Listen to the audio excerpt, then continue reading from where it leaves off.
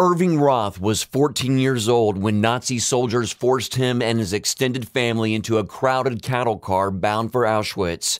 There he faced starvation, hard labor, and disease. Later, the emaciated and weak teenager was forced to endure a brutal death march to Buchenwald. Miraculously, Roth survived the 400-mile journey and lived to see U.S. forces liberate the camp, but his family perished before they ever saw freedom.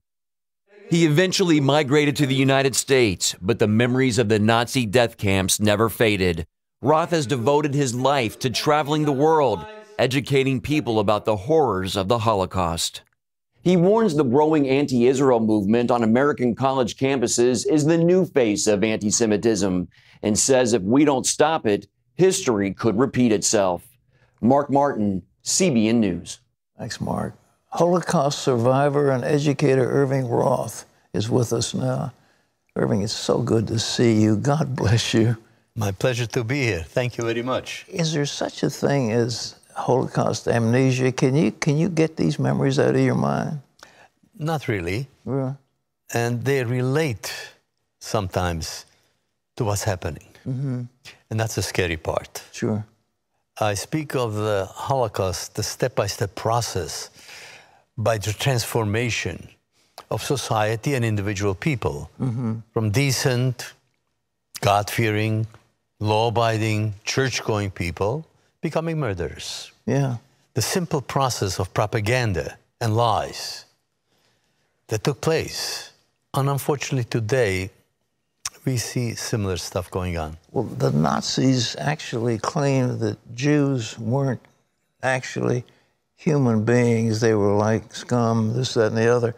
And so once people think of Jews in that fashion, then it was easy to destroy them. As long as they realized they were precious human beings, just like they were, then they had to give them dignity and respect. True. And that's really what happens through propaganda. Jews or any other group can be dubbed by the propaganda machine to be something else. Yeah. Different race, obviously. And therefore, any relationship between Jews or whoever, whichever race you want to denigrate, you just say that, and often enough. And they are the cause of all problems. In fact, in Germany, during the period of time before and during the Nazi period, on the newspaper, there was a sign. The top was the name of the newspaper, the Stummer. Yeah. And the bottom, the same letters, was the Jews are our misfortune.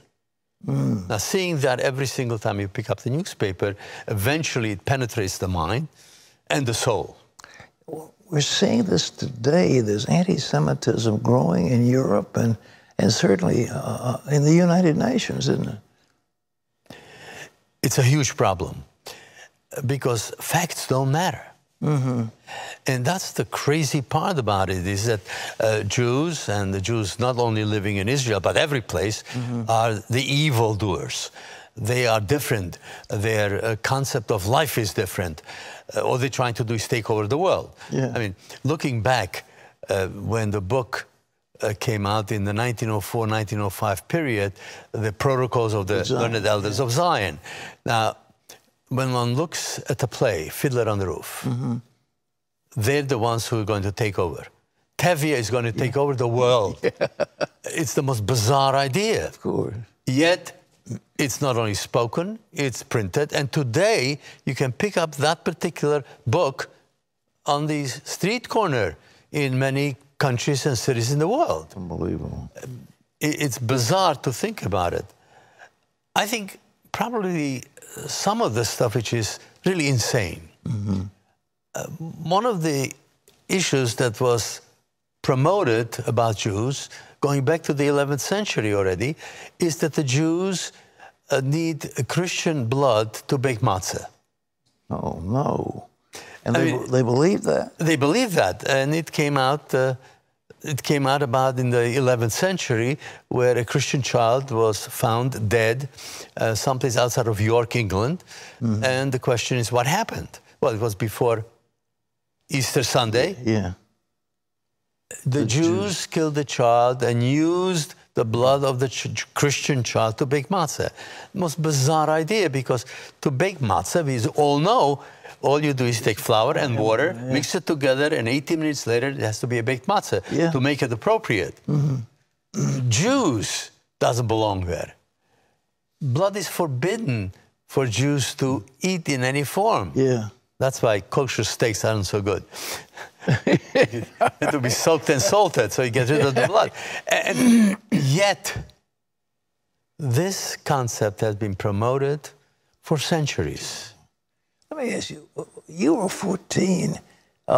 What did they do to you in these concentration camps? What happened?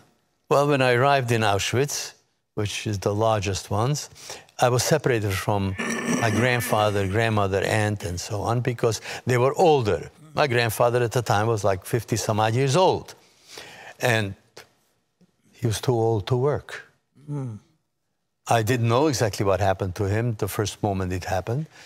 And eventually, of course, we all know, within a matter of 24 hours, he was a corpse and ashes. We were marched off to the another side and shaved from top to bottom, put new clothing on, striped gray, blue, and gray uniforms, and eventually tattooed to me to understand that I'm not a person with a name. I'm a number. And eventually I was marched from Auschwitz II, which is Birkenau, where the death camp took place, to Auschwitz I, which was the slave labor camp. And eventually I was assigned to work with horses, drain swamps, and plow the fields. Well, were you fed anything? Were you desperately hungry? They fed us regularly. In Auschwitz, it was particularly very regular. In the morning, we would get something, it looked like coffee, black coffee. Any relationship between Starbucks and that is purely the name, and not even the name. And that was breakfast. At noon, we were usually given a bowl of soup, mostly cabbage soup. And in the evening, we were given some bread, which consists of about the equivalent of 3 slices of bread. And on that kind of diet, a 14 and 15-year-old is always hungry.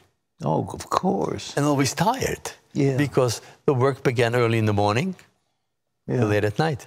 Did they torture you when you were young? Not per se. They didn't? But if you did something which they didn't like, or not fast enough, they would use all kinds of means. For instance, one day, because we were working with horses, we also had a stable that had riding horses. And one of the things you had to do with riding horses, you had to walk them. And one day, that's what I had to do. And so I began to take the rein, and I walked the horse around. And he says, faster. And faster, and to encourage me, he has a whip and cracks it, and some of it gets to me, and there's a point at which I can't run fast enough with the horse, so I'm kind of dragged along, and then he stops, screaming, and I dust myself off and clean the horse. Did you think you were going to die, or did you contemplate that? I was hoping to stay alive. Now, I knew that the war is coming to an end. I also knew that the Americans and the British and the Russians will win the war. The question was survival. How did you know that? Well, it's interesting. One of the things that some of us had to do, in addition to work 6.5 days a week, on Sunday afternoons, we on occasion would be ordered to go and clean the barracks or the places where the guards lived. And of course, they had garbage. Some of them were newspapers. They were German newspapers, of course. But you would read the paper, and it would say, the German army has reestablished the front against the Russian east of Warsaw.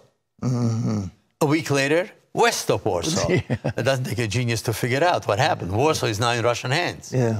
And so we knew what was going on. In addition to which, Auschwitz was actually bombed. Not the death camp, not the crematoria, not the gas chamber, but there was a factory in Auschwitz which produced synthetic rubber. And that was bombed by the Allies. Did the Germans those guards know that ultimately they were going to lose? I'm not sure they actually believed it. They were so indoctrinated with this almost mythical power, with this mythical leader, that it doesn't matter because eventually we're going to succeed. So they really they believe the lie. They believe that because they were indoctrinated from early childhood that they were Supermen. They were the best, they were the smartest, they were the most educated. In fact, nobody else needed education except the leaders of the world. They were endowed by this mystical or mythical power to be the Superman. So it was sort of a cult then. It was a cult bordering on a religious belief. My God. But you survived. How did you get free? Did the Allies liberated and let you? Yes. You know, Auschwitz was in Poland, and when the Russian army started moving into Poland and close to Auschwitz, maybe 50 miles or so, one morning we were marched out, not to work, but on a death march. Which meant that unless you marched at the pace that the guards set, you were dead. They simply shot you on the way. And eventually I wound up in another camp called Buchenwald, which was a concentration camp, which in a way was better because they had no gas chambers. And therefore mass murder was not taking place, although murder was. And there, because the camp was now overcrowded, originally it was built for 5,000 prisoners. By the time I arrived, there were around 50,000. Good grief. But more or less the same facilities, except additional barracks. But the amount of food was much less. In Buchenwald, if you got a boiled potato every second day, that was really good. In the whole period of time, from January to liberation, I did not see a piece of bread. And you must have been so skinny that you... Yeah, I was down to about 75, 80 pounds by the time liberation took place. 75, and you were like 17 years old? Or? I was 15. 15? Well, as tall as I am now. Well, didn't have to go on a diet. I don't know how you maintained your... Well, what did you feel when the Allies... Did the Allies come, Americans and British? Yes. What happened is, and I remember the dates, of course, very clearly. On the 10th of April, I was the last group that was not marched out of Buchenwald. Again, a death march. Yeah. And I kept hiding. They found me. And there I am in line with about 10,000 Jews, guards beginning to gather on both sides to go on a death march because the Allies are coming. And so while we're standing there, about 11 o'clock in the morning, the siren goes off. There's an air raid. They're bombing Weimar, which is about 6 kilometers from Buchenwald. And the air raid lasted all day long. And I survived another day. By next morning, around 11 o'clock, all the guards disappeared. And 3 o'clock in the afternoon, 2 American soldiers walked into my barracks. Yeah. I always look upon it as the Messiah just arrived. Yeah. 2 of them. Yeah. And suddenly, no one wanted to kill me. All they wanted to do is feed us. Yeah. But I'll tell you, these 2 wonderful, healthy, young, battle-hardened soldiers, one was black and one was white. Yeah. They walked in and looked at us. Now, in my barracks were about 300 kids, 15-year-olds, emaciated. These 2 people walked in and looked around, and they had tears in their eyes. They have never seen skeletons shuffling along before. Yeah, yeah. So the first thing they did is left, and an hour later or 2 hours later, down comes a Jeep with 2 vats of food. All we wanted to eat. As you can imagine, we all pigged out. Yeah. Oh, what a difference. And at that point, did they put you in a hospital? Or? Well, doctors came in the next day, and it turns out I was running temperature. I went to a hospital for a days, but eventually they took all the kids out of the camp because there were like 10 or 20,000 people there, so they couldn't put everybody. They took us and put us into the places where the guards used to live. And they fed us regularly, breakfast, lunch, and dinner.